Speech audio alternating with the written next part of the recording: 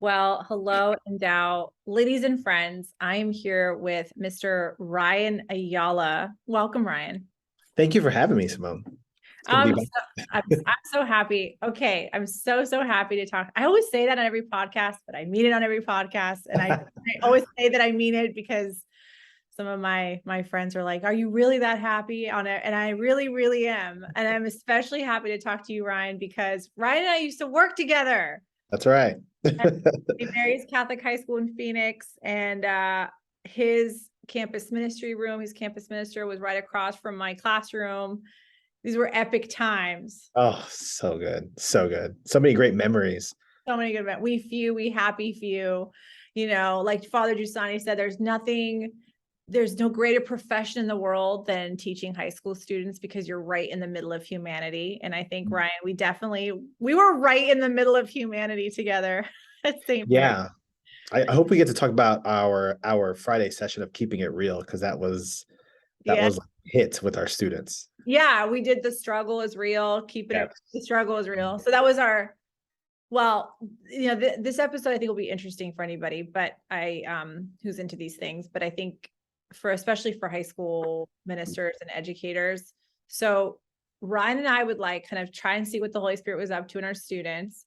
And then on certain Fridays, Ryan would just like pop into my classroom and be like, "Hey, what's going on?" And then we would have this topic it would be like, "Okay, put your theology books aside. If theology is true, if faith is relevant, then it has something to say about my real life." And then Ryan and I would kind of facilitate the struggle is real sessions. Do you remember what was your favorite?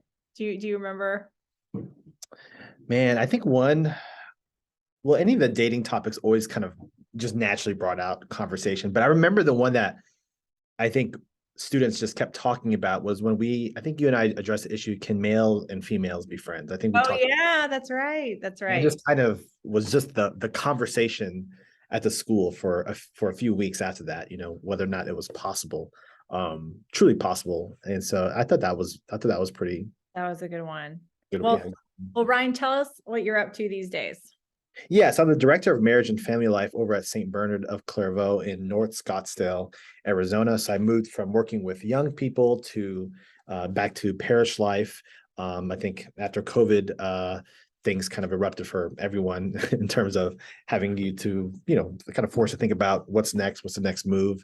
And I realized after working with teenagers for about 12 years that while it is important work, while it's noble work, while it's necessary work, I do think that if you want to save the world, you have to save the family, you have to save marriages. And so this position gave me an opportunity to kind of get to the source. I was kind of frustrating having to deal with, kind of I don't want to say consequences, but the Yeah. byproducts of bad marriages and bad family life. It's like, okay, now it's time to deal with, let's get to the root here. And so I'm back here working with engaged couples, married couples, RCIA, and Yeah. that. So it's been really rewarding so far. What's the most gratifying part of your work right now, Ryan? Yeah, I think the thing that gives me most life is, working with engaged couples, and Yeah. helping them prepare for the holy sacrament of marriage.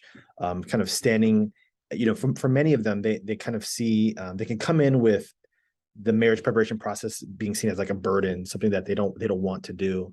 But when they see and they hear that there's no greater champion, there's no greater supporter of your marriage than God and his church, then it kind of just lets them know that we're all in this together. We want what's best for you. So and trying to move them from seeing it as an obstacle to seeing it as something that we're there to stand with you and to walk with you during this journey.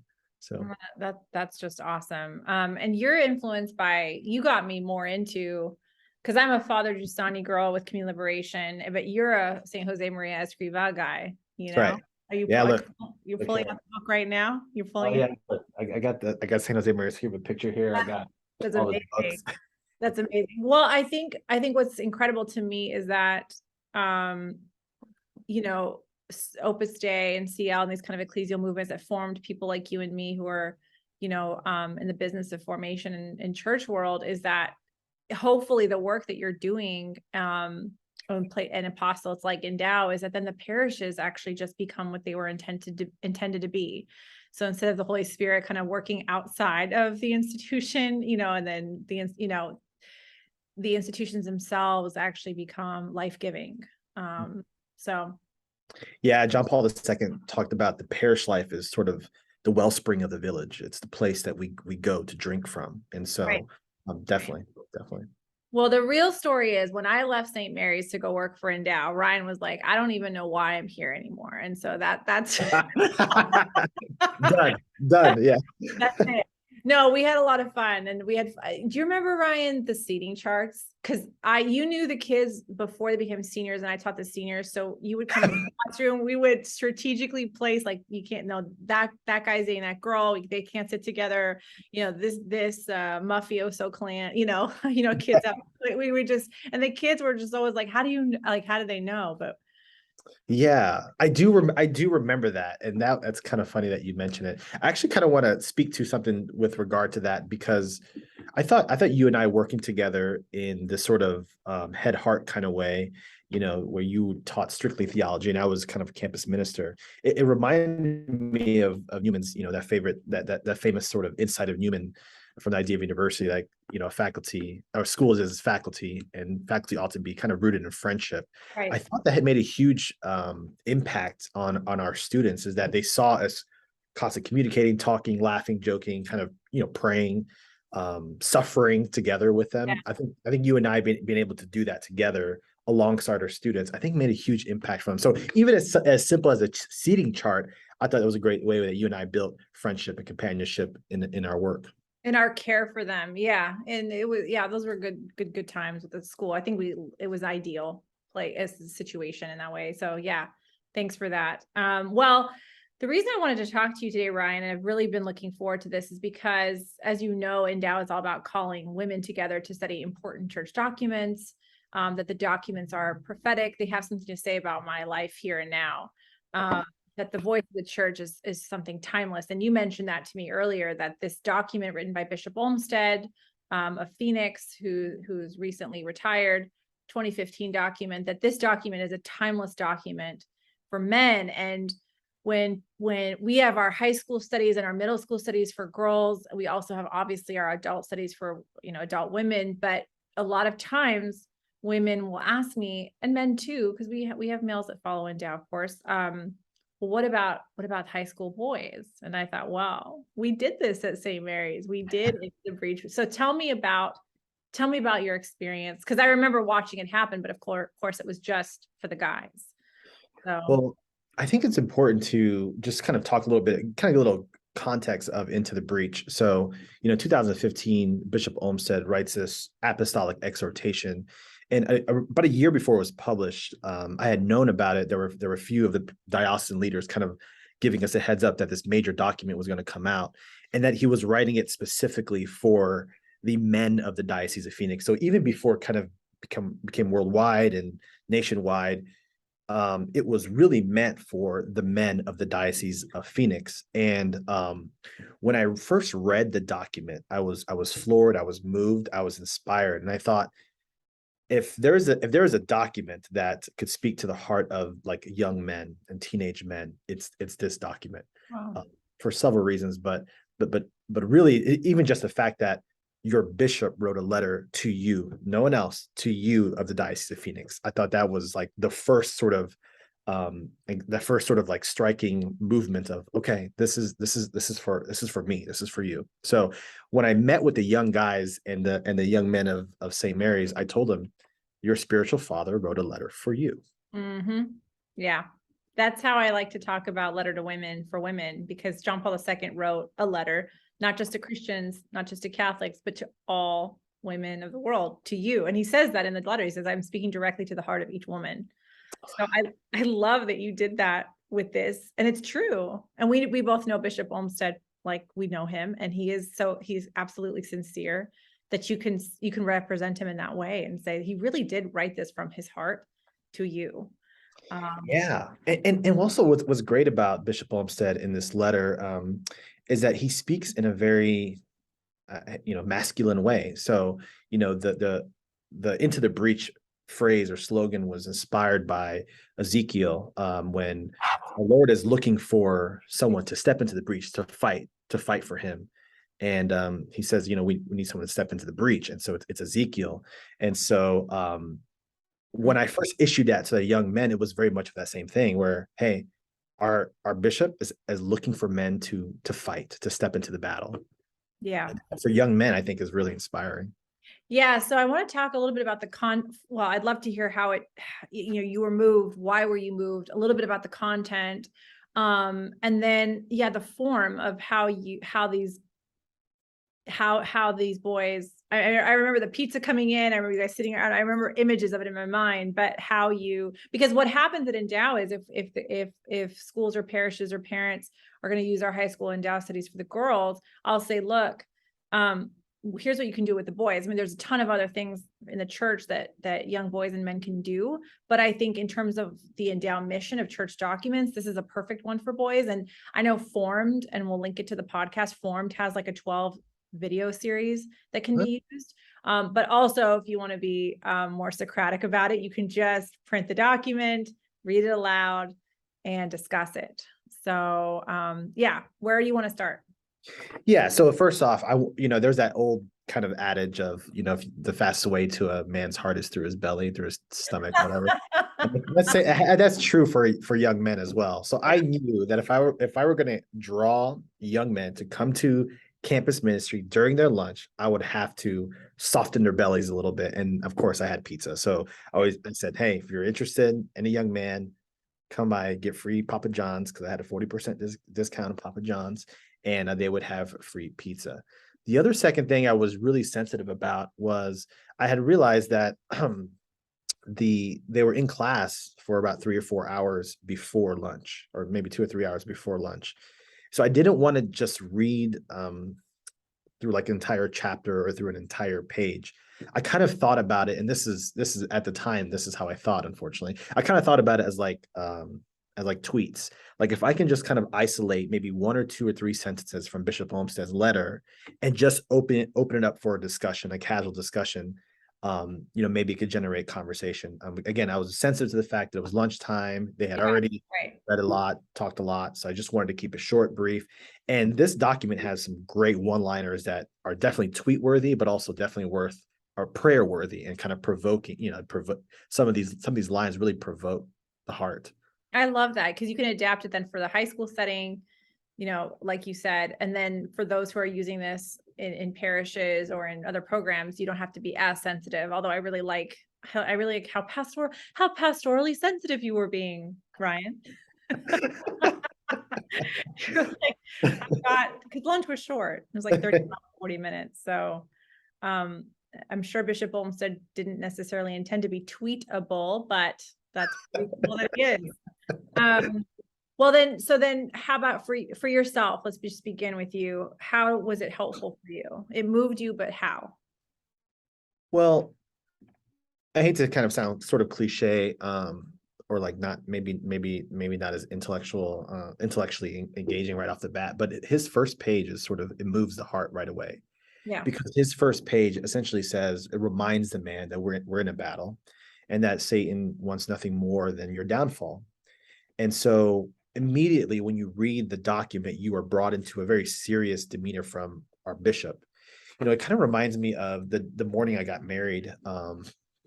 And my father, morning was crazy. We're getting ready for our wedding. And my father took me, tapped me on the shoulder, took me into my room, and he said, hey, I just want you to know, I'm proud of you. I love you. I'm always going to be here for you. And now it's time to start your life with your family and your wife. There was a tone that was set for me that was like, oh man, this is serious now. Like I'm really preparing for this. My father's kind of sending me off. We kind of sense that same sort of serious, solemn tone in those first pages of Olmsted's work, Apostolic Exhortation, that this is no joke. The attack on masculinity is not a joke. This is serious, and it's time to buckle up and prepare yourself. I love that. And I was at your wedding. Ryan's one of those people that washed his wife's feet at the wedding reception. So you were very serious. I've never saw that at a wedding. I was very, very moved by that, Ryan. How did the high school boys take it? What was it like? How long did it take? How do you remember how long it took? Do you remember how they took it? What were the fruits that you recall? Yeah. So one of my, I'm sorry I keep drawing all these sports analogies, but Mike Tyson once said like he respects blood in his mouth. So like if he's going to fight a boxer, he wants a boxer who's going to swing with him and kind of make him feel the pain, make him feel his power and strength. I thought the document kind of had the same sort of impact with our young men, because there was a very manly sort of approach, demeanor, delivery that was sent to them, and I thought they really responded to that. And so I thought, generally speaking, they were moved by some of those some great lines that we read about in the document. And so I said initially they were just really moved by some of that. Right. Now with the resource on Formed, with the 12-part series, do you wish that you had done that, or how do that's a silly question kind of, but what do you think about that? I have not watched. You talking about the 12-part series of the Into the Breach? Yeah, I have actually not watched the entire series. But yeah, I would love to. Part of Bishop Olmsted's work was to engage different media to communicate this message, and part of it's because God speaks to us not just in truth but goodness and beauty. So I wish I would have had, because it wasn't made at the time. It wasn't published at the time. It shows you how important the document is that Formed and the Augustine Institute put that together. This is not a document. It's an Episcopal document, which is still a big deal, but that's pretty cool that they have that. It is pretty cool. I wish I would have had, I had access to it, because I would have shown it for sure. One of the things I wish I had access to Endow when I was working in Catholic high school at St. Mary's.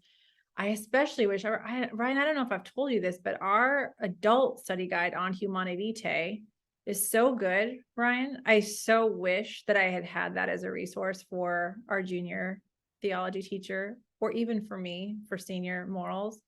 How would you include it? Because the adult study, yes, our adult studies are for women, but actually it's pretty gender neutral. There's like one question in there that asks about your husband or something, or but the rest are pretty gender neutral. And with something like Humanae Vitae, which translates to Of Human Life, Pope St. Paul VI document on the regulation of birth and about birth control and the church's teachings on life, and in that respect, it just would, I would have loved for our Struggle is Real Fridays to have done an Endow study with our students on Humanae Vitae, because it's one thing to have a teacher teach you Humanae Vitae, and of course we did read the document, I think, but then to have a commentator kind of unpack it, to have the discussion questions where they can sit in their small groups and talk about it, I think it would have been extremely fruitful.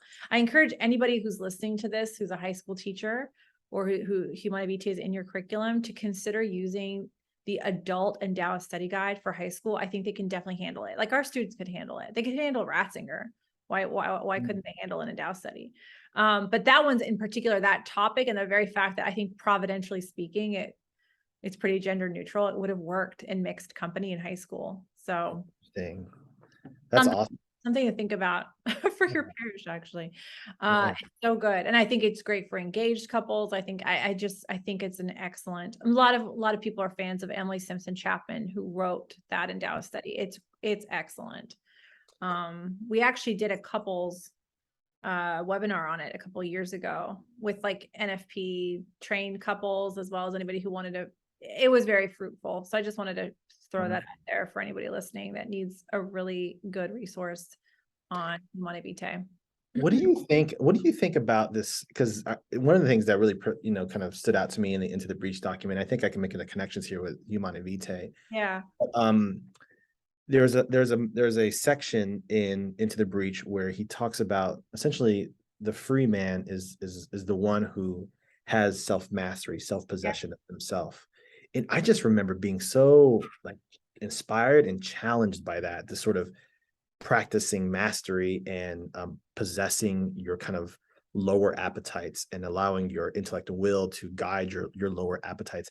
Do you see in your work now, do you think there's a movement towards this sort of, is there more interest in this idea of possessing oneself and not allowing you to be possessed by other things? Because yeah, in my experience with the young men that I worked with at St. Mary's, when we kind of went through that, they were moved by this idea that, oh wait, I don't have to be, my sexual desires, my appetites, my desire for lust, like doesn't have to rule over me. I actually have power over them, Yeah. Yeah. So do you see that in your study? In your work? You mean like in the work at Endow? Yeah. Yeah. Yeah. So, I mean, with St. Mary's, obviously there was like everything was about virtue, right? And virtue formation, and this concept of like the educated man, the free man, the happy man is a virtuous man who's guided by reason, right? As you said. I think at Endow, because of our emphasis on intellectual thinking and the intellectual life, like we're the people that are reading church documents, right? That's it's a particular kind of person in the church. And obviously all human beings by nature of our rational natures, right?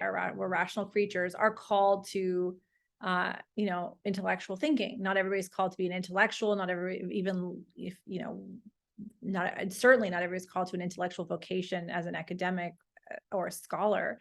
Every human being is called to intellectual thinking. And so the more that we actually study and have knowledge, the more that we grow in love for God. And so I think it's a kind of a sideways idea that, like, actually the more you form your mind and love God with your mind, yes, you are being formed in your soul, and you are achieving self-mastery simply by the knowledge that you are, God willing, internalizing in your Endow groups. Although we do have studies on St. Thomas Aquinas, we do have studies that very explicitly are teaching about Christian anthropology, what does it mean to be human, and the virtues. So that's, we actually have that in our curriculum. But I think which is awesome. But it can't help, I just think it happens when you are a studying kind of person, which I think everybody, to some extent or another, has to be, I don't know if that's a question, but so. Yeah, well, the image that comes to mind, or that came to mind when after reading some sections of Into the Breach, was, you remember I think it was an Abolition of Man where Lewis talks about, we're forming men, Men with education is forming men without chests, men without chests. And I think when you first hear that quote, I think it's the temptation is to think, yes, there's this call for men to step up and to be courageous and to fight the good fight in the world. But when you look at Lewis and what he meant was, let's look at the chest, and the chest is where the heart resides, and the heart is the bridge between the intellect and the passions, the intellect, will, and the lower appetites and the passion. So the integrated man is able to integrate both faculties, or all of the faculties. When I read Into the Breach, I feel like it was a sense of that same sort of call, which is to be integrated, which we live in such a traumatized, disintegrated world. world. Yeah, I was very much moved by that, this sort of idea of integration.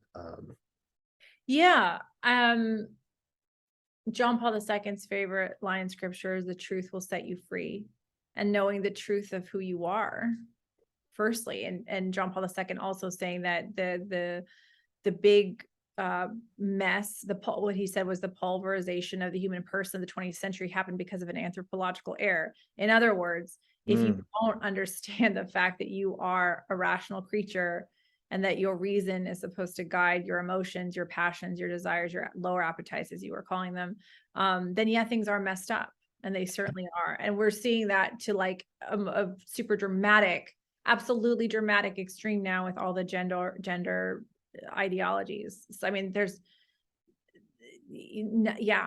if that's not as dramatic as it can get in terms of not being guided by reason, Sure, I can't think of anything else that's worse. But yeah, I think that's incredible. So your big kind of intellectual takeaway that then changed hope, those who are reading it, is like, oh yes, this clarity that I am to have self-mastery, that I'm to be virtuous, that my reason is supposed to guide my passions, that I am that's what freedom actually is. And that life can change. This is the value of education, that my life can actually change when I know these essential things about my humanity. what else anything else from the document? That's kind of your big takeaway. Any other pieces from the document that you're like, hey, this is like golden. This is definitely worth talking about with men. Yeah. Well, I was just gonna say with regard to what you just said, um, Bishop Olmsted also reminds those the men in the document that Jesus Christ is the perfect man, Hmm. and he possesses imperfect the virtue, like the masculine virtues, which is free, total, faithful, and fruitful. So he's not asking us to look to someone else. He's asking us to look to Jesus as your example. Look to Jesus as like the masculine example of, actually, yeah, as Jesus' masculine example of what it is and what it means to be a man. And so that's a very powerful thing. And think about the paradox, right? Where we live in this culture, this Instagram culture, where within 5 seconds you can look at reels and Instagram stories of like men lifting weights and working out and having all these girls and have all these on the boats. But then like the Christian man is like the suffering man, right? The man on the cross. And it's such a paradox. I still think it's today that when I was talking with the young men, I think there was a real tension there. There's a real like, what is this? Like, you're asking me to look at this man on the cross. I thought was interesting. Yeah. And why is this attractive, or why should this be attractive when it's grotesque and shocking? Yeah. Yeah. And I mean, it's provocative, certainly. It's good. Well, anything else you'd like to say? I hope this has been enough of a conversation to get people who are really considering, what do I do when the girls are doing Endow? What do I do with the guys? This is a fantastic document of the church to look at. I would, tell if you're married, if you're married or you're dating and your fiance, your husband, maybe on the fence about reading this document, tell him you'll buy him some chicken wings or something, beer in exchange. But if you really want to kind of capture, really want to encourage him, if he says, fine, give me a chapter, I'll just read one chapter. Tell him to read Man as Husband, the Purpose of Masculine Exotic Love. It's very moving, but there is one of the lines here, Bishop Olmsted quotes Shakespeare, says, those who arrive at the judgment seat of God after this life without the scars of a sacrificing husband will hold their manhoods cheap, whilst any speak who fought with us. So if you think you can go to the judgment seat of God without any sort of blood or sacrifice on your hand, you will not enter into heaven. And so Bishop Olmsted makes it very clear that the husband has to sacrifice for his spouse and for his family. Worth the read for sure. I mean, that's a great place to end, Ryan. I mean, is there anything else you wanted to share? But that's amazing. That's absolutely, I can feel all the women listening to this going, where can I get a coffee? Yes. It's online for free. So It is. And I think the Knights of Columbus also printed it at some point. I don't know if that's still around, but well, thank you, Ryan. Anything else you want to say to Endow women about studying church documents? What, Ryan, I haven't asked you this. Besides this document, what church document is one of your favorites or your favorite? Well, it's not really related to Doesn't have to be related, just any church document that's like you're like the one I go back to a lot, especially now as a husband and father, is Divini Ilias Magistri, which is wow. document on education. And there's a great line where Pope Pius talks about, in order to educate a child well, 3 societies must exist: the family, the church, and civic society. Yeah. And I've been going back to that a lot with regard to forming my own children. So if you're looking for an intellectual reading on education, I definitely encourage you to read that. And Father Bolding, our great Father Bolding, Yes, when I first our former priest, president, rector, boss. who we love, he when I first working at St. Mary's, he gave me that document. He said, before you start working here, read this document. I'm like, all right. And Oh my gosh, I love that man. We do love him. we do love. He won't do a podcast with me, Ryan. I'm saying this in public. I'm saying this out loud, and he will not do a podcast with me. I'm not surprised. No, I'm not surprised, but he's not even going to hear me say this to him. But anyway, but he's brilliant. He's absolutely brilliant. He's brilliant. Brilliant. I mean, did you just feel like our time with him at St. Mary's was just so formative? I mean, 100%. Yeah, learned so much from him. So anyway. definitely. Yeah, one of my favorite quotes. I mean, he has a lot of great quotes too. We'll talk about like a tweetable person. Father Boulding is definitely a tweetable person. One of my favorite tweets that he never tweeted, but one of my favorite lines that he said was like, with regard to education, is like, there's no such thing as an uneducated person, just a wrongly educated person. You know, everyone's educated in something, but what are you educated in? Yeah. I love that. I love that line. Yeah. You're either formed or deformed, but you are something. I love it. Yeah. Anyway, well, thank you so much again, Ryan, for this podcast. I'm praying for you, miss working with you, and yeah, blessings on your parish. They're very blessed to have you. Thank you.